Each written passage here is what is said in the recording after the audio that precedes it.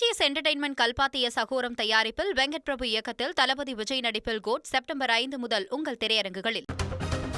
அமைச்சரியை பார்க்கின்றோம். எதிர்காலத்தில் தேசத்தின் உணர்வுகளுக்கு மதிப்பளிக்கும் வகையில் தொடர்கள் இருக்கப்படும் என்று மத்திய அரசிடம் நெட்ஃபிளிக்ஸ் உறுதியளித்திருக்கிறது. இருதரப்புக்கும் இடையே நடைபெற்ற பேச்சுவார்த்தையில் இந்த உறுதி அளிக்கப்பட்டிருப்பதாக தகவல்கள் கிடைக்கப்பட்டுள்ளன. செய்தியாளர் காவியா இது தொடர்பான முழு விவரங்களுடன் இணைப்பில். விவரம் சொல்லுங்க முழுமையா காவியா.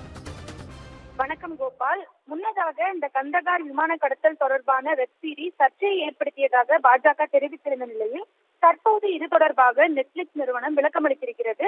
முன்னதாக கந்தகார் விமான கடத்தல் உண்மை சம்பவத்தை அடிப்படையாக கொண்டு IC-814 த கந்தகார் ஹைஜாக் என்ற வெப் சீரிஸ் உருவாக்கப்பட்டிருந்தது.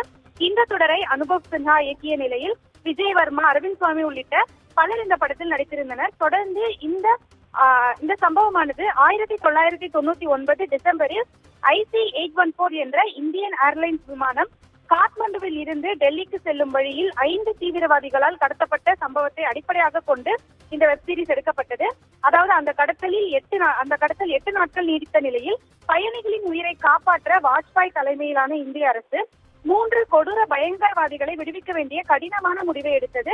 அந்த நேரத்தில் உளவுத்துறை தலைவராக இருந்த அஜித் தோவல் மற்றும் வெளியுறவுத்துறை அமைச்சராக இருந்த ஜஸ்வந்த் சிங் இருவரும் இந்த நிகழ்வில் முக்கிய பங்கு வகித்தனர். இந்த நிலையில்தான் IC-814 என்ற இந்த சம்பவத்தை அடிப்படையாக கொண்டு வெப் சீரிஸ் என்பது எடுக்கப்பட்டிருந்தது. 6 எபிசோடுகளாக வெளிவந்திருந்த நெட்ஃபிளிக்ஸில் வெளியாகியிருந்த இந்த தொடரில் தீவிரவாதிகளின் பெயர் இந்து பெயர்களாக மாற்றப்பட்டதாக குற்றச்சாட்டு எழுந்தது.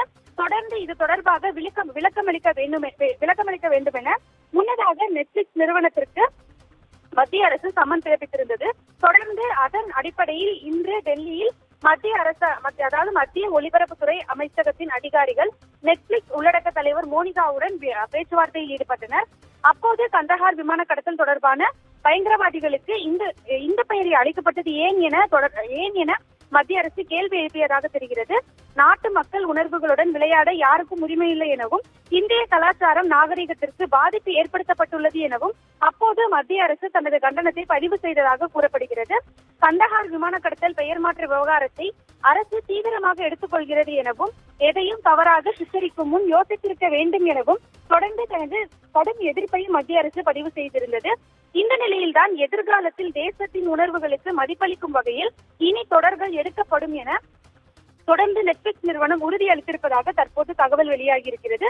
இது தொடர்பான அதிகாரப்பூர்வ அறிவிப்பு இன்னும் விரைவில் வெளியிடப்படும் எனவும் கூறப்படுகிறது.